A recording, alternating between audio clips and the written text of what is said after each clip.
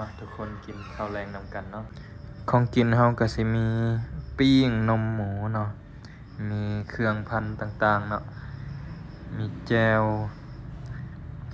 มีข้าวปุ้นแล้วก็นี่แหละผักพันเนาะก็สิมีผักอีเลิศผักกะหล่ำผักหอมเปรย์ไปจังซั่นแหละเนาะ มากินข้าวแรงเด้อภาษาไทยก็สิว่ากินข้าวเย็นกินข้าวเย็นจังได้อุ่นอยู่ แต่ว่าหักอุ่นอยู่ได้ละนี่เนี่ย มากินข้าวน้ำกันเด้อทุกคนเด้อ แมนนี่ เด็กๆเอ้ยเอาไหมลูก มื้อนี้นอนแขกหลาย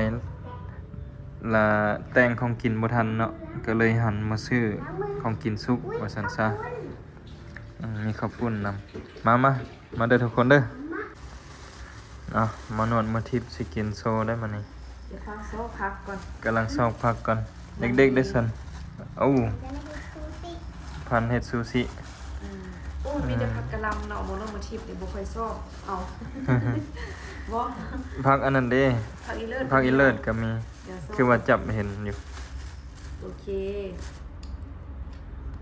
บ่ต้องงั้นเอาอย่างยากเนาะเอาผักอีเลิศใส่เอาตอนใส่มันบ่ไอ้มี อันนี้ใบอันผักอัน ได้ นั้ ยั น ง ผักบุรพาว่ะ โบเมน ผักแพรว โบเมนอีก อ้าว ผักอันอย่างวะผัก อ้าว ตัวแม่อันแพ้ท้องตอนเอมี่อันถือพาเอมี่ค่ะนะ ผักอีหยัง ผักเปย์ๆค่ะนะ ผักหอมเป๊ะโอ้ยผักเป๊ะๆก็มีมานี่ เบิ้งสูตรเท่านี้สิเอาคำเข้านี่จ้ำเจลมาใส่แล้วเนาะ เจียวยังบ่ทันได้คนซ้ำมากินนี่เอานั่น คนเอามักโทดินถอกลง เอมี่กับพันว่ะ โอ้พัน นี่เลยนี่ พันเข้าใส่เลยเนาะ อืม เห็ดเป็นคำจังซี่เลยคักอยู่ได้อล่ะเอาเอมี่ก็เฮ็ดเป็นอีกเอาบิวตี้เฮ็ดซูชิ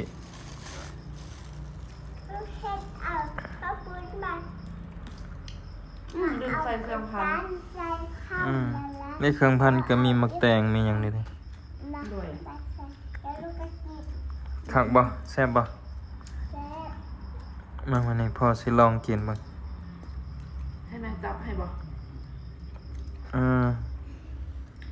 มาจับก็ได้กินรสปิ้งนมฮ้อนๆเด้อ